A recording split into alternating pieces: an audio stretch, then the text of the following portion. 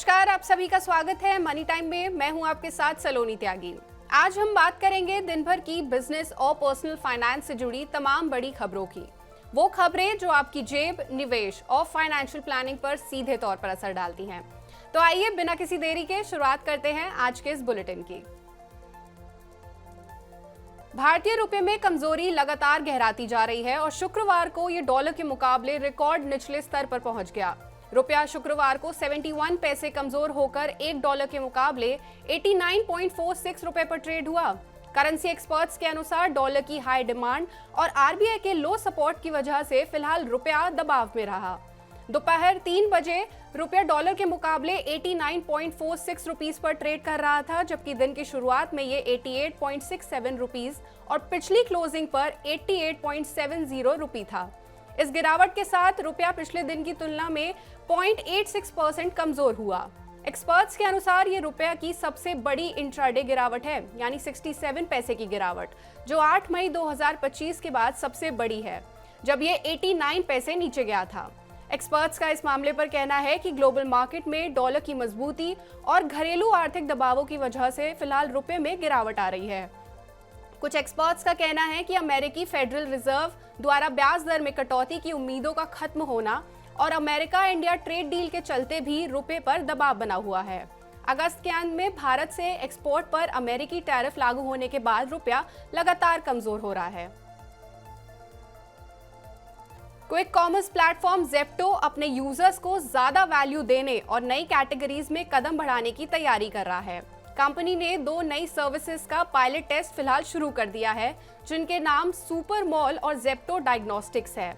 Super mall के जरिए Zepto high value और प्रीमियम प्रोडक्ट्स बेचने की योजना बना रहा है, जबकि ज़ेप्टो डायग्नोस्टिक्स घर बैठे ब्लड टेस्ट जैसी सर्विसेज देगा। इन दोनों पायलट्स का उद्देश्य ग्राहकों के एक्सपीरियंस को बेहतर बनाना और बास्केट साइज को बढ़ाना है। अभी फिलहाल ये सर्विसेज कुछ चुनिंदा शहरों और यूजर्स के लिए ही उपलब्ध हैं। ज़ेप्टो का ये नया super mall segment high value और प्रीमियम प्रोडक्ट्स पर बेस्ड है। इसमें होम डेकोर, इलेक्ट्रॉनिक्स और फैशन जैसे आइटम्स शामिल हैं। ये कदम बढ़ती कंपटीशन के बीच बेहतर मार्जिन वाली कैटेगरीज को कैप्चर करने के लिए उठाया गया है। कंपनी सुपर मॉल पर ग्राहकों को बड़ी खरीदारी के लिए कई खास डिस्काउंट ऑफर्स भी दे रही है। जीएसटीएन यानी goods and services tax network ने एक एडवाइजरी जारी कर यह साफ कर दिया है कि जीएसटी पोर्टल पर रूल 10A से जुड़े बदलाव अब जल्द ही लागू कर दिए जाएंगे। इस बदलाव के बाद देश के हजारों कारोबारियों पर असर पड़ सकता है, क्योंकि जिन भी रजिस्टर्ड टैक्स पेयर्स ने अभी तक अपना बैंक अकाउंट अपडेट नहीं किया है, उनका जीएसटी रजिस्ट्रेशन सीधे सस्पेंड किया जा सकता है। ये कदम इसलिए जरूरी माना जा रहा है क्योंकि रजिस्ट्रेशन सस्पेंड होते ही कारोबारियों के इनवॉइसिंग और टैक्स फाइलिंग दोनों रोक दी जाएंगी, जिससे व्यापार पर बड़ा असर पड़ सकता है। रूल 10A के तहत हर टैक्स पेयर को जीएसटी रजिस्ट्रेशन मिलने के 30 दिन के अंदर अपनी बैंक अकाउंट डिटेल्स पोर्टल पर भरना जरूरी है। अगर कोई करदाता 30 दिन के अंदर ये जानकारी नहीं देता है या फिर GSTR1 या IFF फाइल करने से पहले बैंक डिटेल अपडेट नहीं करता है, तो सिस्टम अब खुद ही इस नियम को लागू करेगा और रजिस्ट्रेशन को सस्पेंशन की कैटेगरी में डाल देगा। ये नियम TCS, TDS और ऐसे टैक्स पेयर्स पर लागू नहीं होता जिन्हें अधिकारियों ने खुद रजिस्टर किया हो। भारत के लेबर गवर्नेंस को मॉडर्न बनाने के मकसद से एक अहम कदम उठाते हुए सरकार ने अब 4 लेबर कोड लागू किए हैं। मजदूरी code 2019, industrial relation code 2020, social security पर कोड 2020 और ऑक्यूपेशनल सेफ्टी, हेल्थ और वर्किंग कंडीशंस कोड 2020। इनसे 29 मौजूदा सेंट्रल लेबर कानूनों को खत्म किया गया। सरकार ने इसे एक ऐतिहासिक फैसला बताते हुए ये कहा है कि फ्रेमवर्क दशकों पुराने बिखरे हुए लेबर नियमों को आसान बनाता है, वर्कर वेलफेयर को बढ़ाएगा और सेफ्टी स्टैंडर्ड को और भी मजबूत करेगा और भारत के लेबर इकोसिस्टम को दुनिया के सबसे अच्छे तरीकों के साथ जोड़ता है। बहुत सालों की सलाह और तैयारी के बाद इसे 21 नवंबर 2025 से लागू किया जाएगा। सरकार ने कहा कि इन कोड्स का मकसद एक सेफ फ्यूचर के लिए वर्कफोर्स तैयार करना और मजबूत इंडस्ट्रीज बनाना है। इस बात पर खास जोर दिया गया है कि ये बदलाव रोजगार पैदा करने में मदद करेगा और आत्मनिर्भर भारत के तहत लेबर सुधारों को आगे बढ़ाएगा।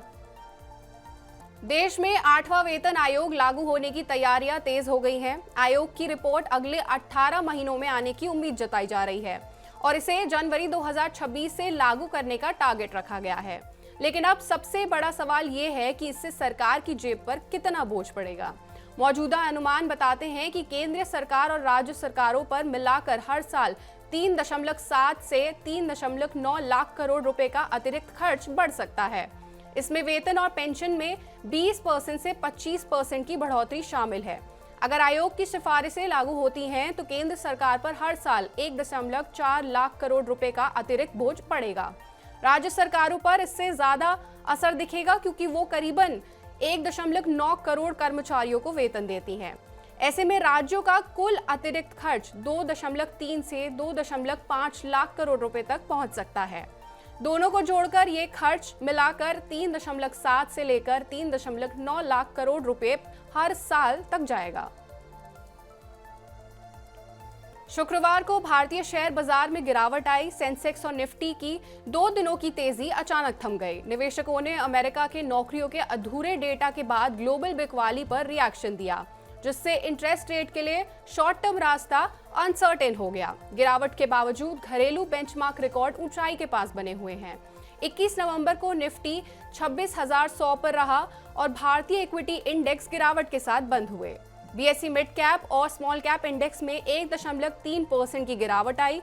सेंसेक्स 0.47% गिरकर 85,231.92 पर था और निफ्टी 0.47% गिरकर 26,068.15 पर बंद हुआ। लगभग 1,113 शेयर बढ़े और 2,711 शेयर गिरे और 131 शेयर बिना किसी बदलाव के बंद हुए। तो ये थी मनी टाइम में आज की बिजनेस और पर्सनल फाइनेंस से जुड़ी कुछ खबरें। आज के लिए बस इतना ही। इसी तरह की और भी खबरों से अपडेटेड रहने के लिए देखते रहिए मनी 9 और सब्सक्राइब करें हमारा यूट्यूब चैनल। साथ ही बिजनेस और पर्सनल फाइनेंस से जुड़ी तमाम खबरों को आप हमारी वेबसाइट money9live.com पर भी पढ़ सकते हैं।